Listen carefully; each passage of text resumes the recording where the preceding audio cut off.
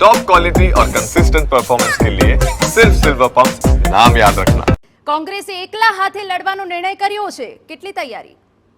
બિલકુલ વિસાવદર અને કડી એમ જે બે વિધાનસભા છે એમાં વિસાવદર વિધાનસભાને એક યા બીજી રીતે કાનૂની પેચની અંદર ફેરવીને 1.5 વર્ષથી વિસાવદરની પ્રજાને ભારતીય જનતા પાર્ટીની સરકારે એ પોતાના અધિકૃત ધારાસભ્ય વિના વિહીન રાખી હતી અને કડીની જે વિધાનસભાની ચૂંટણી છે એસસી છે એટલે કે એની અંદર અનામત બેઠક છે।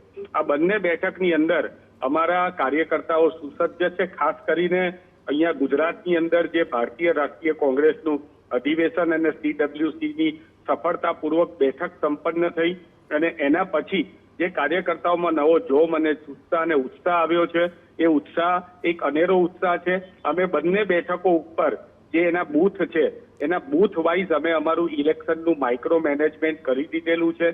એક એક બૂથની અંદર અમારી જોડે જનમિત્ર છે, મહિલા અને પુરુષ જનમિત્રની સાથે હાથ સે હાથ જોડો અભિયાનની 10-10 લોકોની બૂથની અંદર ટીમ છે અને આ ટીમ જે છે એ માઇક્રો મેનેજમેન્ટ દ્વારા લોકલ પ્રશ્નો ત્યાંના જે લોકલ પ્રશ્નો છે એ લોકલ પ્રશ્નોને ભારતીય જનતા પાર્ટીનો ભ્રષ્ટાચાર 30 વર્ષથી તો ફૂલો ફાલ્યો છે જ।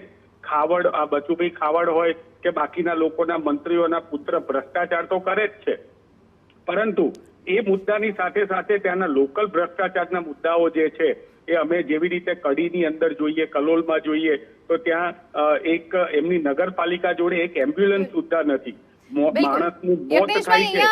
બિલકુલ હેમાંગભાઈ જોડાયેલા રહેજો। યજ્ઞેશભાઈ, અહીંયા એવા કયા મુદ્દાઓ છે જેને હજુ સુધી વિસાવદર કે પછી કડીમાં વાચા નથી મળી, જે મુદ્દાઓ ત્યાંના ત્યાં જ છે? ભારતીય જનતા પાર્ટીના સુશાસનની અંદર ગુજરાતમાં એક પણ ખૂણો એવો નથી કે જે વિકાસથી વંચિત રહી ગયો હોય, પરંતુ ક્યાંક ને ક્યાંક કાનૂની દાવેદના કારણે આ ચૂંટણી અટકી રહી હતી।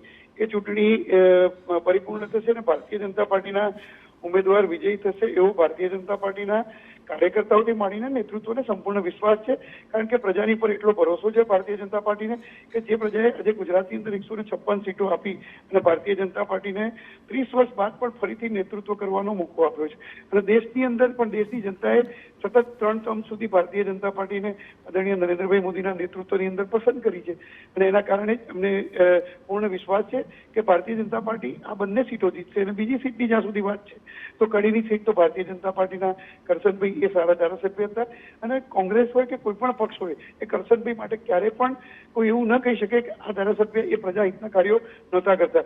જે વ્યક્તિએ પોતે ગાડીમાં નથી બેઠા અને પ્રજાની વચ્ચે સતત રહ્યા છે અને બસની અંદર કાયમ મુસાફરી કરી, એસટી બસની અંદર મુસાફરી કરીને ગાંધીનગર આવવું, એસટી બસની અંદર મુસાફરી કરીને પાછા જવું અને પ્રજાની વચ્ચે રહેવું એ સતત કરતા રહ્યા, પરંતુ કમનસીબે એ ધારાસભ્યશ્રીનું મૃત્યુ થયું અને ત્યારબાદ આ ચૂંટણી આવી છે અને આ ચૂંટણીની અંદર પણ ભારતીય જનતા પાર્ટીના ઉમેદવારો વિજયી થશે। બિલકુલ હેમાંગભાઈ, એક છેલ્લો સવાલ મારે તમને એ પૂછવો છે કે યજ્ઞેશભાઈ કહી રહ્યા છે કે જનતાને ભારતીય જનતા પાર્ટી પર વિશ્વાસ છે, તો શું કોંગ્રેસ પાસે કોઈ મુદ્દા નથી? જો સૌપ્રથમ તો મારે આપને એ જણાવવું છે, બે વાત કરવી છે જે યજ્ઞેશભાઈએ પહેલા કરી હતી એ વાત જોડે હું થોડોક આંશિક સંમત છું કે ભારતીય જનતા પાર્ટી અને કોંગ્રેસ એ બંને વચ્ચે આ મુખ્ય દ્વિપાક્ષીય જંગ છે। આની અંદર આમ આદમી પાર્ટી ક્યાંય નથી।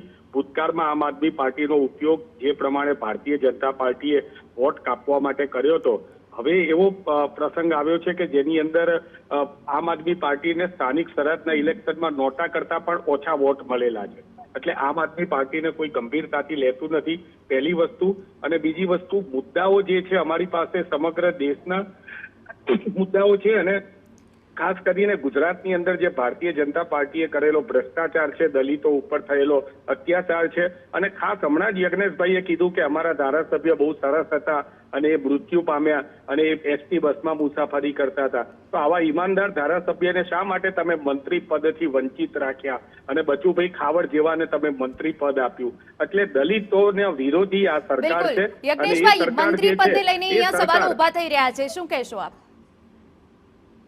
જ્યાં સુધી દલિતની વાત છે તો આજે ભાનુબેન બાબરિયા પણ ગુજરાતના સન્માનીય મંત્રી છે અને કોઈ પણ સમાજને લઈ અને સમાજના વચ્ચે વિરોધ ઉભો કરવો અથવા તો સમાજની વચ્ચે આંતરવિગ્રહ ઉભો કરવો એ કોંગ્રેસની નીતિ રીતે રહી છે અને જેનું અનુકરણ આજે હેમાંગભાઈ કરી રહ્યા છે। પરંતુ અમે ક્યારેય સૌનો સાથ અને સૌનો વિકાસની વાત જ્યારે ભારતીય જનતા પાર્ટી કરતી હોય, સર્વ ધર્મ સર્વ જ્ઞાતિને એક કરવાની વાત કરતી હોય, ત્યારે આવી રીતે દલિતોની વાત કરી અને દલિત સમાજની અંદર રોષ ફેલાવવાનું અને દલિતો અને બિલકુલ. બીજા સમાજની વચ્ચે જે વિરોધ ઉભો કરવાનું કામ જો કોંગ્રેસના પ્રવક્તા કરી રહ્યા, તો હું સન્માનથી એમને કહું છું કે તમે આ યોગ્ય કામ નથી કરી રહ્યા અને મહેરબાની કરી અને આ કામ કરવાના કારણે જ કોંગ્રેસ પાછળ પડી છે.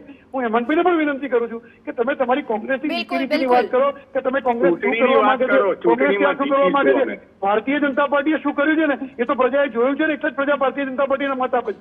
તમે શું કર્યું છે એ નથી જોયું પ્રજાએ, એટલા માટે તમને મત નથી આપતી. એટલે મહેરબાની કરીને તમારો સ્વપ્રચાર કરો ને, તમે કોઈનો દુષ્પ્રચાર કરી બિલકુલ બિલકુલ યજ્ઞેશભાઈ, હેમાંગભાઈ, તમે મારી સાથે જોડાયા, બંનેનો આભાર. 19 જૂને વિસાવદર અને કડી બેઠકની પેટા ચૂંટણી યોજાવાની છે. 23 જૂને જાહેર થશે પેટા ચૂંટણીનું પરિણામ.